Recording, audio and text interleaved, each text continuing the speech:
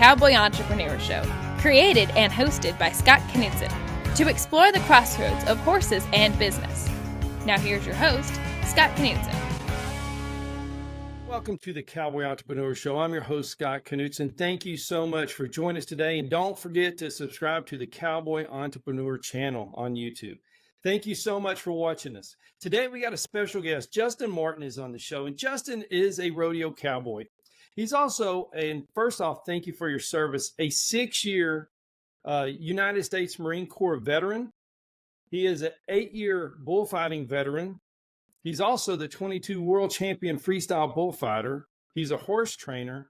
He's pro agriculture, got a great cow-calf operation, and he's a friend of mine. And he's also the first ever pro staff team member of the Cowboy Entrepreneur Foundation. So we got a lot to talk about. It's going to be a great show. Please remember to share it after you watch it, because I know it's going to make some other people smile. Justin, welcome to the show. Hey, thanks for having me today, Scott. Absolutely. Well, let's just talk growing up and what happened to cause you to be able to do so many different things.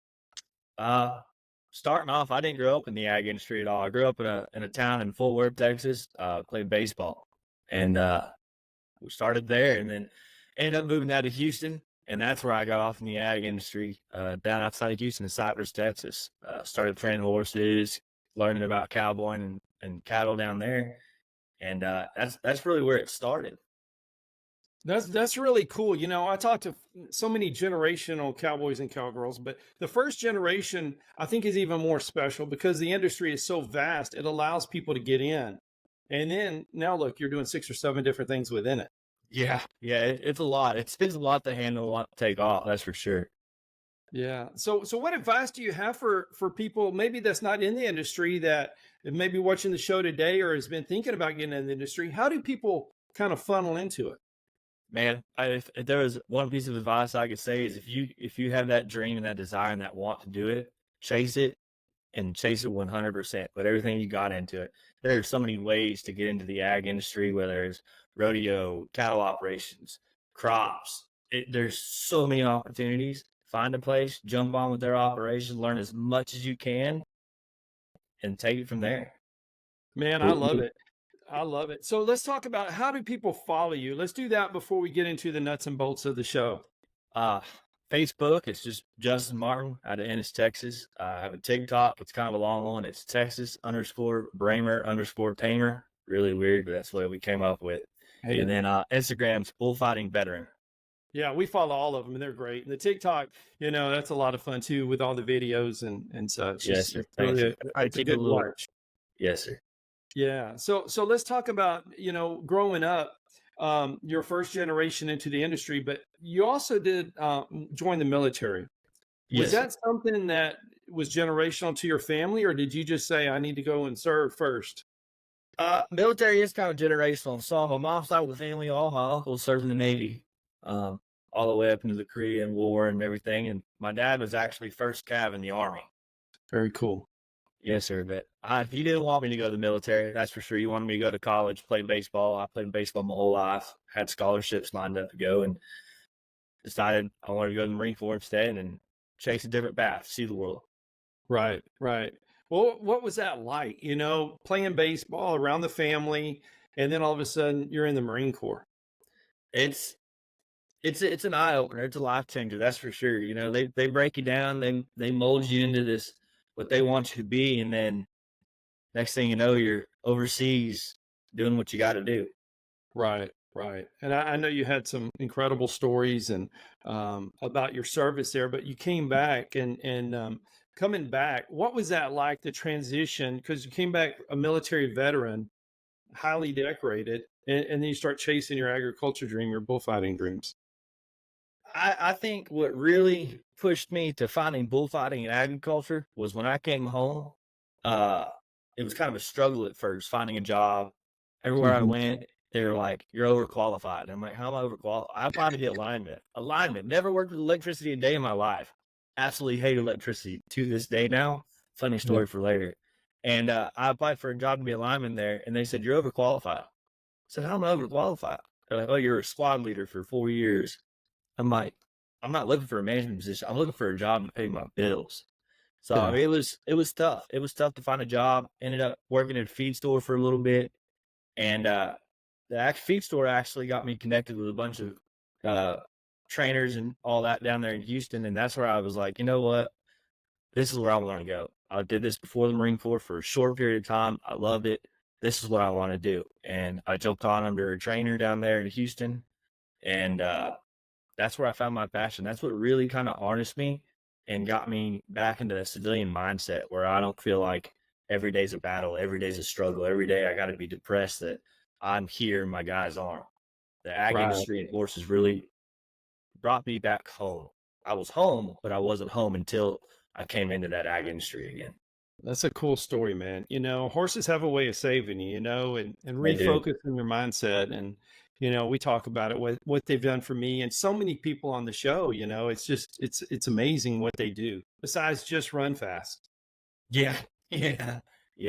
I started roping, and then I was like, you know, this is fun. I started training roping horses on my own, started my own operation, and then I got the opportunity to go work for Don Benuelos, you know, the #1 cutting horse trainer in the world. He just won the American for the 2nd year in a row. And I worked for him for about a year and a half, and I learned everything I can, everything.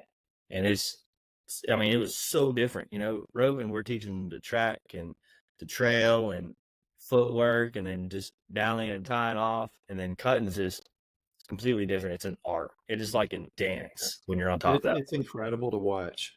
It's incredible. Yes. Yeah. It's incredible to watch, and it's even more fun to be on a cutting horse and to have that run. Yeah. Yeah. That's something I think everybody should experience, you know, and Oh, yeah. because it's just it's a different style. You know, I grew up on Yes. horseback, and riding a cutting horse, man, it makes you smile after you're through, you know, but you got to be Oh, yes. focused. How was it different, you know, being a squad leader? You know, you're in charge of men. I know it's their lives, so maybe take it down a notch, but just you're in charge of them, you know. But then when you go to horse training and riding horses, you have more of a partnership. Could any of those correlate? I think the best thing that could correlate was having those guys in your squad that could actually push every single button and drive you so mad you saw red.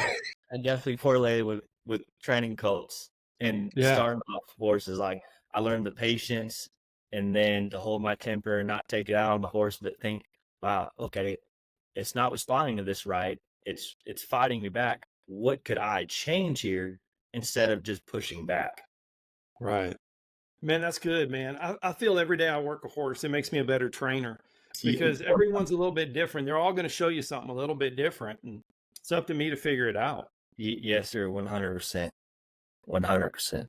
Yeah. So being in the military, I keep going back to that because it's so fascinating, the transition. And I feel there's so many veterans out there that are looking for something to do that maybe it's not as rewarding as the military, you know, and what you stand for, but it's still an incredible transition, the horse community in the Western industry. Man, I don't know. I feel it's such a transition, but you're able to help so many other people in a different way, you know, and it's a different leadership skill, but it's still a leadership skill.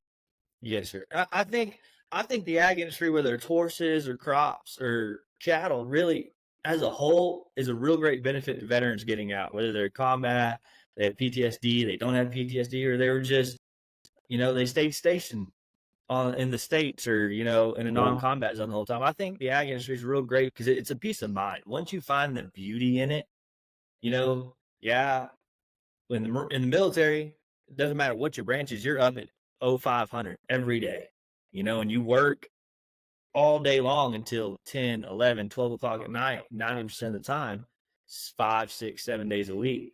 So it's kind of a great transition to go into the ag industry, whether it's cattle or crops or horses, because it's the same thing. We're up before the sun comes up, and we're embedded later than the sun goes down. And it kind of keeps that cycle going, but at the same time, it's peaceful. Right. We're not stressed. We're not worried about as much. I mean, yeah, we us in the ag industry, we have our stresses and our worries, but we know each day is going to work itself out. Right. Right. Man, that's well said. You know, the days are similar, you know, and maybe not as dangerous, but there's still some danger involved. But Yes, the work ethic and you know, for me, I keep a very consistent schedule, you know, and the animals sometimes might change it up or the weather, but I'm very consistent, yes, you know, and I know the military is pretty much like that as well. Yeah, it's pretty much the same. Yes, sir. 0500 PT, '07 formation, then we're off to training wherever we're at. Then when you get to bed, when you get to bed. That's where the term "sleep when you can" came from. Understood. Yeah. Understood. So what about, so how do like veterans coming out of the military, maybe they're cycling out, or maybe they've been out for a while to get into the industry? What's some ways they can get into the Western industry? Man, the best way that I can see it, it's all about the region you're in. Like Texas, it's a lot more cattle and horse operations. So if you're in Texas, finding your cattle operation, there's a bunch of websites out there, ranchhands.com or .org, one of the two. There's people posting about looking for hands. There's hands posting about looking for work, and there's multiple opportunities to find that spot that's going to fit for you if that's what you're wanting to do. Right. And there's also, there's some, and we get to work with, and we have the honor to do that. We didn't serve, but we try and serve here. And, with transitional facilities, I see your Camp Cowboy logo, and, Oh yes, they funnel military guys in there. They help them, and they learn a trade in the industry, and then they go out in the industry and make a living. And the great thing about Camp Cowboy too is they teach you about how to handle cattle, how to handle horses, how to saddle horses, how to care for them. It's not just they put you on this horse and let you just go ride and there's your therapy. They teach you the fundamentals of it down to the basic horsemanship level. Right. And I love that because it's teaching a military veteran a skill and a trade to go, and they're at the same time, they're getting kind of healed up and acclimated back to the lifestyle here. And then they go out and make a living with it. Yes, sir. 100%. I love, and I jumped on, I met them the same time I met you at the NFR this past year. That's right. And I loved everything you do with your foundation. And then when I met them, you introduced me to them and I was like, man, I got to get on with both of these. Like both of these two people are doing such great things for everybody that I want to be a part of this. I appreciate it, man. I just hold the door open. That's all I do. But y'all are doing the heavy lifting. But, places like Camp Cowboy around the country are so vital, and they need everybody's support. And we do our little piece, but everybody should, because it's just, it helps so much. And when you get, able-bodied people that are ready to go to work in the Western industry, in the ag industry, it's just going to make it go on so much longer, so much stronger. Yes, sir. 100%. Well, we're going to take a quick break. When we come back, we're going to talk about bullfighting. We're going to explain it. You're going to get to go really down in the arena, with Justin. He's going to explain every facet of it. It's going to be a great time. Please join us back right after this commercial break. Thank you for listening to the Cowboy Entrepreneur Show. Scott will be right back with more. For more information on Scott Knudsen, the Cowboy Entrepreneur, visit us online at cowboyentrepreneur.com. Hi, I'm Scott Knudsen, host of the Cowboy Entrepreneur Show. I'd like to talk to you about something I'm very passionate about. Those that know me know I love my coffee. In the morning, afternoon, and even late in the evening, I enjoy a good cup of coffee almost any time of the day. Now, my team at the Cowboy Entrepreneur Show has been working for several months on creating and introducing our own brand of coffee. We wanted to make sure that we got it just right. We don't want to put our name on anything unless we're 100% certain that it's the best product available, and we've finally done it. We have created a wonderful line of coffees.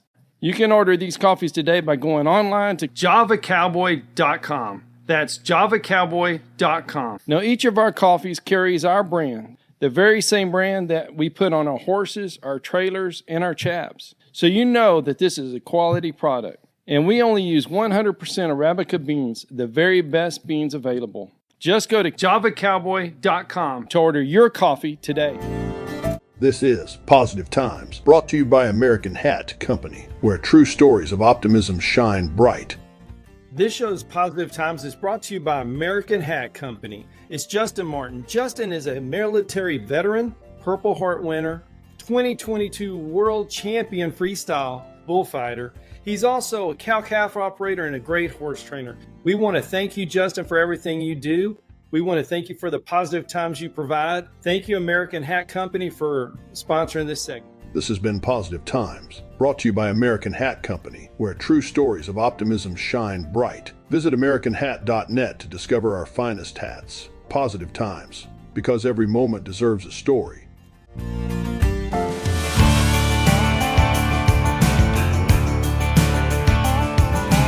Welcome back to the Cowboy Entrepreneur Show. I'm your host, Scott Knudsen, here with Justin Martin. Justin is a military veteran. He's a world champion freestyle bullfighter. He's a horse trainer. So, Justin, let's talk about the transition from the arena, riding bucking horses, to bullfighting. Well, it kind of started, I was riding a bunch of practice pins, and bulls always buck first before the broncs because it takes longer to get the broncs out. And I got tired of watching all them cats get hung up or stepped on or just absolutely ate up by a bull. And their bull riding buddies were 10 foot away, waving their hands in the air. They're not going in there. So I decided one day, I was like, I'll try this out. I brought my shoes with me and started running protection, stock contractor there. If I could remember his name, I wish I could. Said, you need to try bullfighting. So I started hanging out in my bronc saddle and picked up a pair of cleats and a vest. And it's kind of how we walked into it. Wow. But once again, it's almost like the military mindset kind of kicked in a little bit about saving and helping other people. Yes, sir. That definitely took a big part of that. It was kind of, got tired of watching people get ran over and hurt, and I felt useless about it. So yeah, I would say that definitely kicked in. And I was like, you know what, I'm gonna start doing this. And the slogan that I like to kind of go by is, if there's gonna be a hooking in the arena, when I'm in there fighting bulls at a bull riding, it's gonna be me before it's that bull rider. I'm gonna get hooked down before he does. Wow, that's strong, man. That's strong. But it's the military way, it's the cowboy way, and thank God it's your way too. Protecting those guys. Yes. So you started protecting the cowboys, but would you mind describing the difference between a rodeo bullfighter and then going to freestyle bullfighting? Yeah, so I started protecting bullfighting. Sorry, that's when you protect the bull rider while he's riding the bull after his 8-second ride. The difference between protection and freestyle is protection. There's 2 to 3 bullfighters in the area protecting the cowboy while he rides his bull. Freestyle is you versus a bull, 1,800 plus pounds. That's just bred to fight. They're not tortured. They're not hot shotted. They're just bred that way. It goes back to the old Spanish lineage of the old Spanish toros. That's how they're bred. Like they're just a mean breed. It's like comparing a Hereford to a Saratogas. Hereford's going to eat you, or not Hereford. Angus is going to eat you. That Saratogas is just going to love on you. Right. So they're just bred that way. And the difference is the freestyle, that's 60 seconds, everything you got. 40 seconds are mandatory. You have to make 40 seconds. If you get knocked out, unconscious, go over the fence and don't return before that 40 seconds, or you're just stand on the fence for that 40 seconds, you're disqualified. After that 40 seconds, you got 20 seconds to sell the show. That's to get every last bit out of that bull that you can, whether you just keep making rounds, throw a couple more fakes, or do what I do, and I like to do a front flip over at the end. That's cool, man. That's so cool. And golly, I mean, if anybody's ever just ran on the a shoreline or a beach for a minute in that sand, that just eats you up. But then when you're going against a bull running in the sand, I mean, it's pure athleticism on your part. But that bull is in shape too. These bulls are so pampered, and they're having fun out there. They're doing what's in their blood, because they want to. It's just a cotton rope, isn't that right? Oh, yes, sir. I mean, we call them animal athletes. They get better treatment than we do. I mean, they have chiropractors, they have medications when they're sick, sinuses. They get fed 3 times a day. They have shelter. They have fans, misters. They're animal athletes. They're not in any way, shape, or form tortured. We're not stabbing them, hot-shotting them. The rope around their waists, whether it's bull riding or freestyle, it doesn't do anything. It's like putting a belt around your stomach and squeezing it a little tight. It's just a discomfort. It makes them have a little kick to them. It's no different. Yeah, they're just trying to get it off. But, exactly. And the bulls now, I love on Facebook and it's social media how they have their own fan clubs. Not that they want them to hurt a bullfighter or a bull rider, but they're just cheering because they can see, these bulls. And I love how they get the kids involved and the families that raise these bulls up in the agriculture industry. And that's why I love social media. I got some bad things, but the good thing is people get to see the way the bulls are treated and the back massages and, like you say, the fans and the way they take them to these events. It's incredible. Oh, 100%. The bull so everybody knows J.B. Mooney. I mean, they know that he retired this year because of an injury that happened at a rodeo. They said if it happened again, he'd never walk again. And he finally said, all right, that's enough. He actually purchased that bull, and it lives on his property in Stephenville, Texas now. And he goes out there every day and he just posted a photo yesterday, I believe, of him loving on that bull out in the middle of the pasture. At least just loving on him, rubbing on him, just feeding him out of his hand. Yeah. That's awesome. They're just competitors, and at the end of the event, it's just, you just tip your hat, that's what you do. And Yes, sir. it's really cool. And I love breaking down stereotypes, whether it's a cowboy mentality, stereotype, or a bullfighters. Yes, sir. And then beyond popular belief, we're not hurting bulls. If anybody's getting hurt, it's us. Yeah. Yeah. It's a lot more dangerous for y'all, for Yes, sir. sure. Yeah. Yes. Because there's nothing that's going to happen to that bull, but they get treated so well, and that's their life, is to get to do that, perform in front of these great crowds and these cool arenas. Oh, yes, sir. Yes, So- sir. so They're even around the world now. Yeah. We're taking That's what's so Australia, cool. Europe, Mexico. Like, bulls are going everywhere now. Right. It's so cool, and it's putting, it provides a living for these families. And maybe the family's not in the arena fighting like you are, but they're supplying, 8 or 10 bulls. That's their living for that family. So it's just another way the agriculture industry takes care of families that want to find a way to make a living. Yes, sir. 100%. Yeah. So do you remember your first freestyle event? Yeah, I actually won my first freestyle event.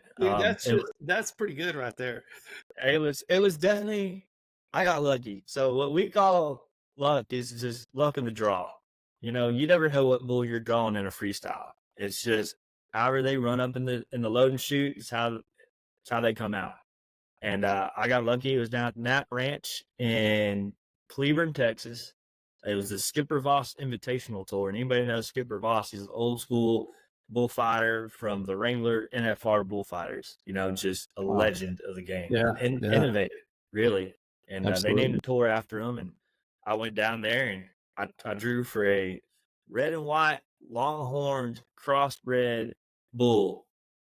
And he ate me up pretty good at the end. But we put on a good fight. Ended up going 80. Let's say it was 88.5 to win the fight. And I honestly didn't think I won it at first. And everybody started tackling me on the ground like, you just won it. And I was like, there's no way. It's my first freestyle ever. Like, I'm over here competing against guys that travel down the road and do this. What are you talking about? Isn't that cool? So can you describe, like, what's a day like when you're going to go fight bulls? So do you drive in the night before and rest up? Do you just get there right before the event? Do they draw the bulls before, you get there as it first went off? Just kind of like for someone that's never seen it, and then they're going to go watch a bullfighting on Pluto Network or some network. What's a day like? So if it's an event, it's about 3 hours further than the house. I usually drive in the night before, get a hotel room, or camper up there, kind of rest, wake up that morning. I'll go on a little mile and a half run, just kind of get my body flowing. A lot of times I do 1 mile to 2 miles when I'm in places like Arkansas or Georgia, just to kind of get ready for what's about to come with that different altitude or that humidity that they have that we really don't have over here in Texas. That kind of just gets my body ready for it. And then other than that, I just sit around, rest up, make sure I stretch real good. If I'm dealing with any injuries at the time, I make sure to go by the sports medicine team that we have there, get taped up, stretch. If my body's out of alignment, they got a chiropractor. They'll kind of reposition us and get us ready and loose again. And then get to the arena about 2.5 hours early, have a production meeting, and that's where we find out who we drew in the rounds with. So freestyle, when we draw rounds, it's usually a 2 to 3 man round. Winner of the round moves on, the other two don't. And we kind of figure out who we're fighting against. And then you really start planning, like, okay, I know I drew these two people. I need to pull something out of the hat for some tricks tonight, because they're going to put on some good fights. And then we kind of like sit around, we talk to stock contractors, we look in the back ends, kind of see what they brought, because when you're traveling down the road and you're doing this for a living, like, you start to see a couple of bulls. Now, the bulls aren't fought every weekend. They're fought once every, I want to say, 3 or 4 months. And that keeps the bulls fresh and not smart. So if you're going out there throwing a lot of fakes, these bulls are going to get smart. They're not dumb. You throw that fake to the right and that bull doesn't take it because he's seen it 100 times. You're getting shrugged at 40 miles an hour by something that weighs 2,800 pounds, and it hurts. It hurts. Kind of get an idea of what they drew, see any bulls that we know of or know from the year before, and then kind of just sit around, hang out, catch up with all the other bullfighters, see where everybody's been up to. There's a bunch of us that are horse trainers, a couple of us that are cowboys, and they work for a living at the same time, and kind of just catch up. And it's a brotherhood. It really is. I'd say it's probably the closest thing to a brotherhood to relate to the Marine Corps is being a bullfighter, because I know, we're always talking. Whether we're at rodeos or not, we're all in a group chat. We're talking it up. We're hyping each other up. If they're at a rodeo that I'm not at, I see them put on a great fight, I mean, I'm texting initially. I love Right that. after, and it's like, dude, love it. Good job. And they're all the same. Man, I love that so much. And, when a bull's coming, 1,800 pounds or 2,000, whatever, heavy, big, but they're, like you say, 40 miles an hour. They're super fast, super quick. And I know you're in shape. And I think that's one thing with cowboys and cowgirls now in the Western, we're staying in shape. We're working out physically. What Tiger Woods did for golf, we're now doing for the Western industry, because you have to be, because the animals are so much more superior than they used to be. Oh, 100%. The genetics in it are crazy. It's phenomenal. You're going up at, like you say, an animal athlete going 40 miles an hour that weighs 1,800 pounds.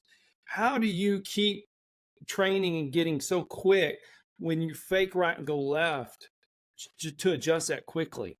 A lot of quick muscle reaction drills, a lot of footwork drills, ladders, cones, sprints, speed changes, directional changes. It's a lot. I mean, we have dummies too. We take the front end of a bicycle, take it off, so it's that front tire, the pole that comes up, and we put like a cow head on it with horns, and then put 2 bars in the back end. We chase each other around it, and it bends and moves just like a cow or a bull would when you're fighting. See, I love that, man. I appreciate that insight so much. And I like the brotherhood piece too, how you support each other. But when you go into the arena, do you change? You said you look at who you're going to compete against. You really might not know the bull. Do you change up your routines a lot, or is it pretty much the bull dictates the routine? So as much as I like to say we control the fight the whole time, it is definitely not the case. The best way to walk into an arena as a freestyle bullfighter is never plan your fight. Don't do it. Just line up yourself on that chute, call for that bull, and read it. Make your first move the only move that you somewhat plan. After that, it's just reaction. It's a dance. It really is. Right. It is. When you have a good fight going on, it is the most beautiful dance you'll ever see. It's almost like cutting horses, like you were talking about, isn't it? Yeah, it really is. It kind of is. It's a dance. It is beautiful to watch. Like when someone's putting on a good bullfight, the other bullfighters, whether if I could be, let's say, Chance Morgan, I'm gonna get this wrong, 4 or 5-time world champion now. Kid is absolutely phenomenal bullfighter. Reads them great, makes the moves, makes it happen, makes it look just beautiful. If I'm in a round against him and he's putting on a fight, I no longer care about my fight. I don't care if I fought before him or after him. I'm not mad about it.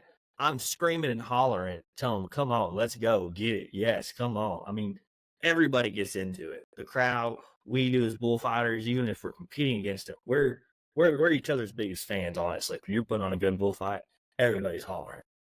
Well, it's such, like you say, an art. It's hard not to root for your brother out there you spend so much time with, but also when you see something that majestic and that great, it's hard not to cheer for it and root for it, because that's your sport.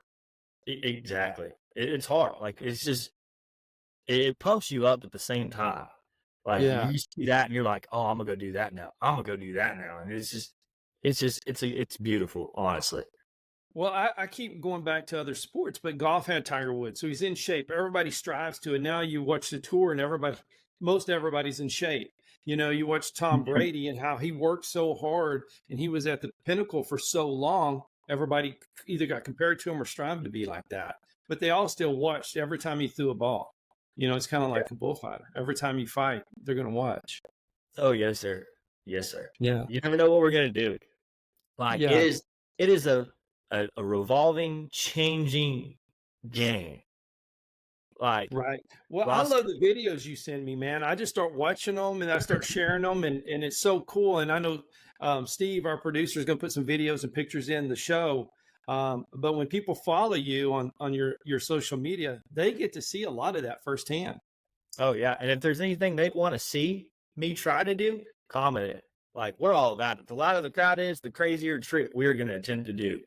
That's awesome, man. That's awesome. And see, I love the access too that bullfighters give the fans. It's so important to keep growing the sport because it is growing so quickly. Oh yes, sir. It's growing rapidly. It's growing rapidly. We got another bullfight coming up here pretty soon. We'll be at the PBR World Finals in Fort Worth. We got bullfights going on then every night of the PBR World Finals. We're gonna have a bullfight. It's we're expanding so fast that if we're in your hometown, come see us.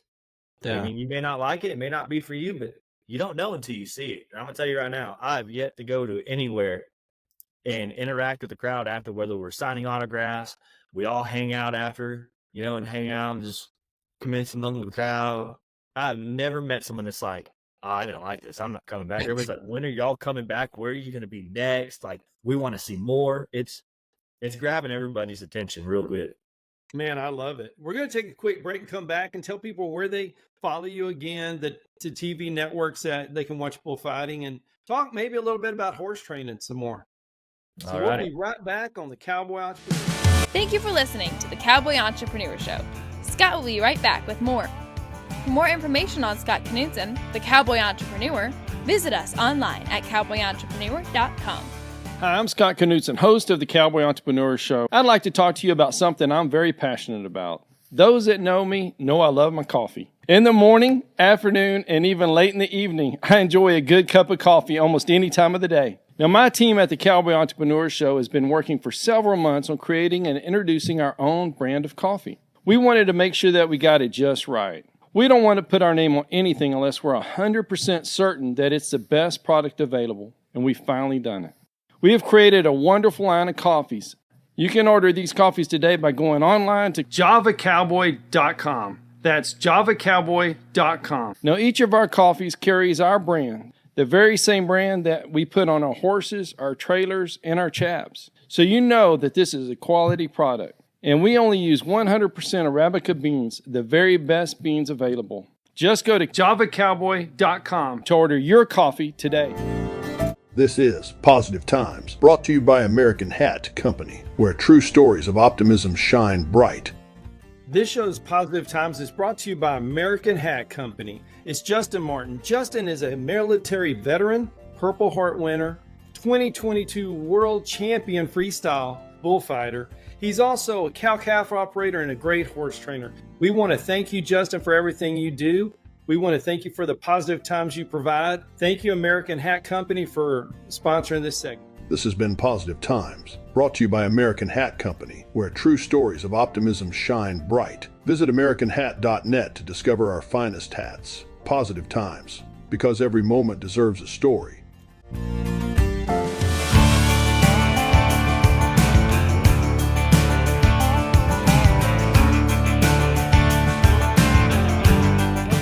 To the Cowboy Entrepreneur Show. I'm your host, Scott Knudsen, with Justin Martin. And Justin, what's it like to work with your family around the ranch and to allow you to go off on the weekends and do bullfighting? And how do you coordinate all of that? Man, it's definitely a very busy and packed schedule, that's for sure. Whether it's feeding cattle while I'm on the road or we're feeding cattle before we all pack up in the truck and head out together. It's an all hands operation. Everybody pitches in, everybody does their part, that's for sure. Oh, I love it. I love how it's going to become generational. You're the first generation in it, but now Yes. your wife and y'all are expecting, and that's such a wonderful thing. And it's going to help so much, to be able to, you start seeing things different, the way you're going to hand it down and transfer it over to the next generation. Yes, sir. 100%. I definitely look at it a lot different now from being a single man, operating my own cattle herd and operation, whether it's cow-calf or I'm picking up just breeder bulls and getting rid of them as fast as I can flip them, to now I got to start building a herd. Got to make sure I got good ground. I got to make sure my breeding's going right. I'm keeping track of my numbers better. That way it's going to carry on longer and be more profitable for the family to pick up and carry on where we leave off. Man, that's awesome, man. That's so good.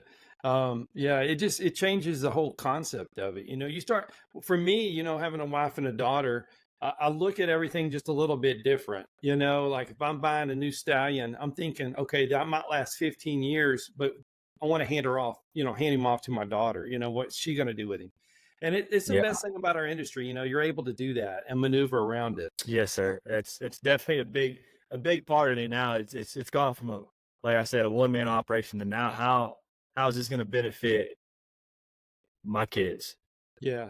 And that's so awesome too, that, being a horse trainer and a professional athlete, being on the road and having a cow-calf operation, man, when your family comes in and helps you feed animals, if you're on the road, or goes with you to cheer you on, and it becomes a team.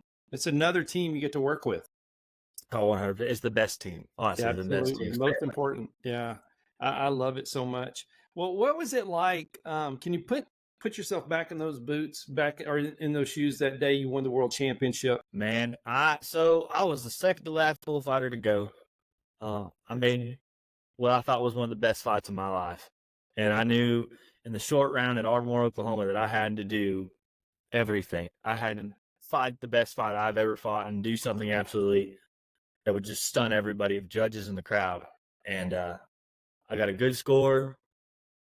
I couldn't remember anybody's score before me because the adrenaline was going so much. I was like, man, I don't know if I got it or not.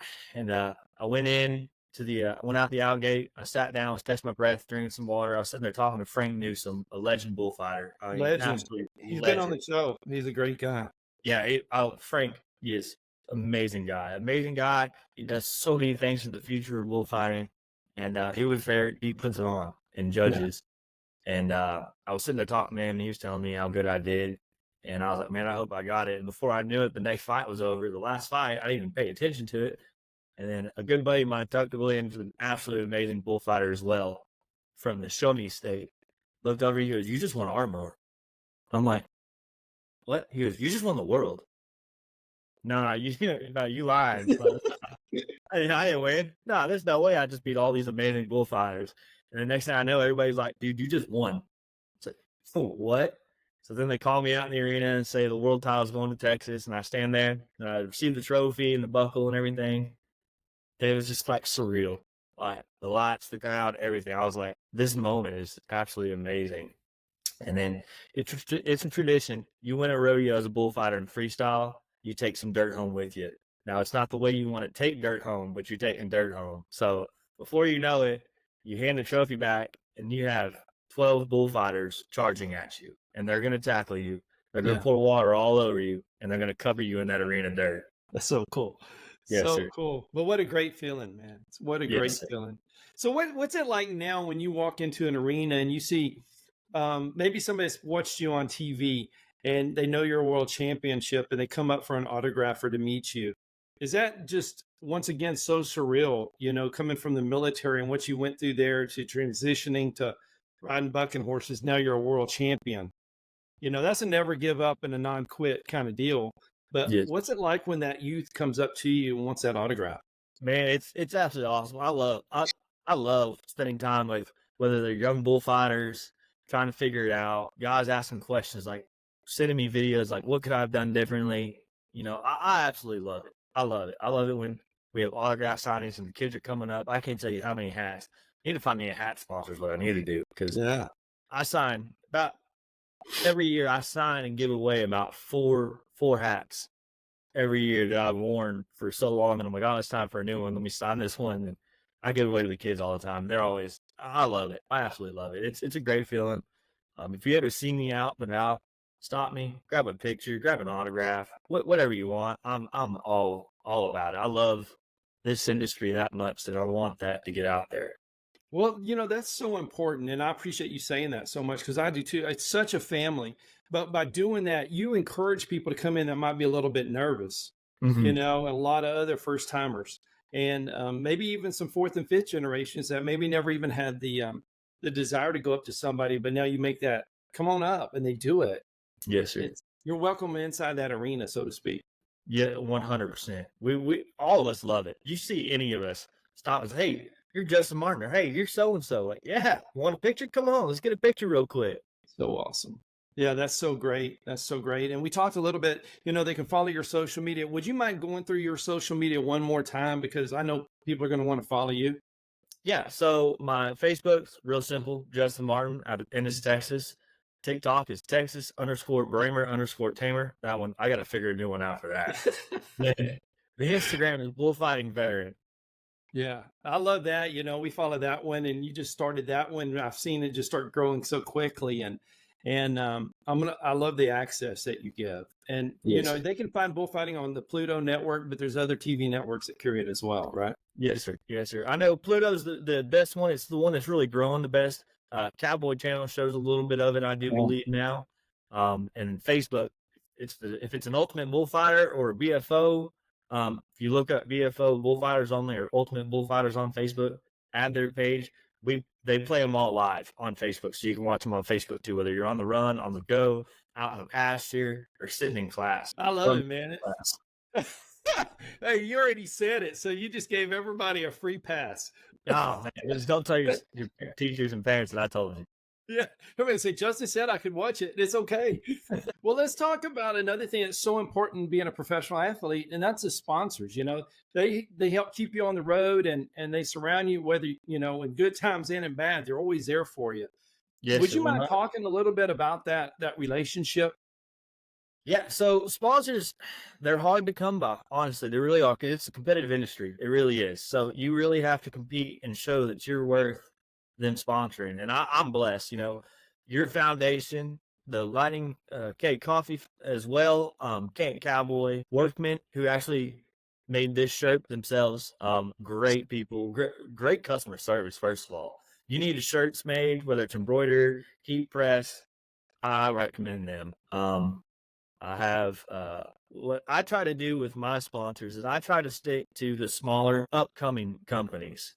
You know, it's easier, it's more one-on-one, it's more personal. It's not okay, we're going to give you this and you're going to give us this. It's you know, I want to help them grow as much as they want to see me grow. And that's why I pick a lot of smaller stuff. Camp Cowboy, another great foundation as well as y'all's. KTM Contractors out of Fort Worth, Texas, and Thule Bits and Spurs, who actually make all of my bits and spurs. Actually, amazing silver work. And there isn't a pair of boots in that house that don't have a pair of Thule Spurs on them right now. Very cool. Very cool. Well, I appreciate the sponsors that get into the industry, and you know, you start recognizing more and more new ones. You know, whether it's bullfighters or rodeo itself. You know, I think there was the PBR itself had 15 new ones. You know, corporate sponsors. Yes. And it's fun to see that because it means it's getting more and more mainstream. You know, they're selling our brand and what we get to do every day to people that might not know it. So Yes. it just helps grow our what we get to do, and it gives them access to meeting you on the road. Oh yes, 100%. Yeah. So I know you got the ranch and everything else. So when you're on the road, does your wife get to go and watch sometimes? And is that kind of fun right before you ride to look and see her there? Yeah, she goes to a lot of them. She actually surprised me last year. I went to Slanesboro, Georgia for my first freestyle back after a very gnarly injury, the one I told you about in Vegas, where I took one from the leg, 32 stitches, had to learn how to walk again almost. And she actually, her and her mother took a flight last minute and flew out there and showed up just in time for the rodeo to start. And it was Special. it was real special. Yeah. It was real That's special. awesome. She goes to a lot of mine though, and I definitely think she likes watching the protection side more than the freestyle. It seems like freestyle. I take a few injuries this year, that's for sure. Yeah. Yeah. Well, that's cool, man. You got so many family around, and I appreciate you mentioned some of the legends of the sport as well. You Yes. know, because I think they need to stay out there. You know, they weren't there when there was podcast and TV, you know, and this kind of coverage, you know, Yes. so it's really cool, you know, like world champion like you are now is bringing them back into the forefront, but then we're still allowing all the new guys to be around and learn from you. Oh, 100%. The legends are where we learn. Yeah. You know, look at Ross Hill. You know, he fought protection. Didn't ever fight anything really big. He was more of a freestyle guy. Ross Hill passed away a few years back, a real sad accident. And he was a real good friend of mine. I mean, he was an innovator to the sport.